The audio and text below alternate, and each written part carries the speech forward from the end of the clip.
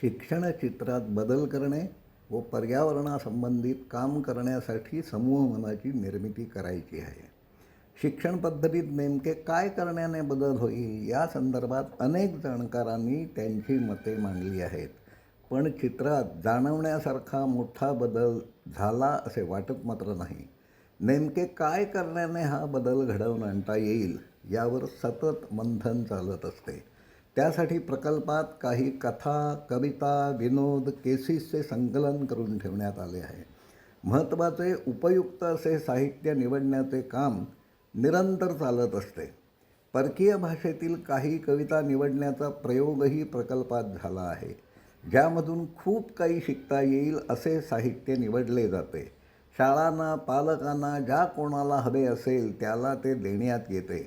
शिक्षणात बदल घडविण्यासाठी शाळांनी काय करावे या संदर्भातील काही कल्पना अनेक शाळांतून मांडण्यात आल्या आहेत. उदाहरणार्थ, 5वीत शिकणाऱ्या मुलाने त्याला आवडणाऱ्या 3 किंवा 4 कविता, कथा निवडाव्यात. त्या पाठ करून 3री किंवा 4थीच्या वर्गासमोर जाऊन सादर कराव्यात. या कथा, कविता 8-10 ओळींपेक्षा मोठ्या नसतील. या विषयासंबंधित 3 किंवा 4 वाक्ये त्याने तेथे बोलावीत. त्याने काय बोलावे हे त्याला सुचविले जाईल. भरलेल्या वर्गासमोर उभे राहून बोलण्याच्या या प्रयोगातून त्या मुलाचा आत्मविश्वास वाढेल. ते मूल पाठांतराचे तंत्र शिकेल. कदाचित अभिनय कसा करायचा याचेही धडे शिकण्याची संधी त्याला मिळेल.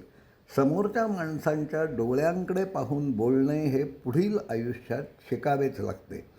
5वी ते 10वीच्या वर्गात शिकत असताना दरवर्षी त्याने 5 ते 6 कविता, कथा पाठ केल्या आणि त्या सादर केल्या तर त्याच्यात किती बदल होईल याची कल्पना कोणीही करू शकतो.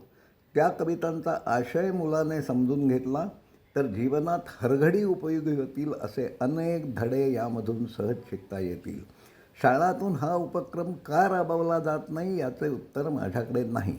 पण समूहमनात येणाऱ्या प्रत्येक कुटुंबाला ज्या कोणाला जे हवे असेल त्याला हे निवडक साहित्य पुरविले जाईल. मुलाचे वय, आवड पाहून त्याने कोणती कविता, कथा निवडावी हे त्याला सुचवले जाईल. घरी गेल्यावर त्याने ते पाठांतर करावे. त्याचे मित्र, नातेवाईक ह्यांच्यासमोर तो हे सादर करू शकेल.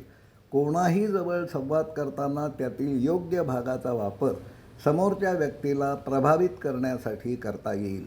शिक्षणाचे बरेच धडे हे शाळेबाहेरच शिकावे लागत असतात. हे कसे शिकता येतील याचे मार्गदर्शन यामधून त्याला होईल. काळ वेगाने बदलत आहे. या काळातील समस्यांना सामोरे जाण्यासाठी जे काही शिकावे लागेल ते धडे शाळेत शिकवले जाणार नाहीत. हे सारे शिक्षण पुढील पिढीपर्यंत पोचायला हवे.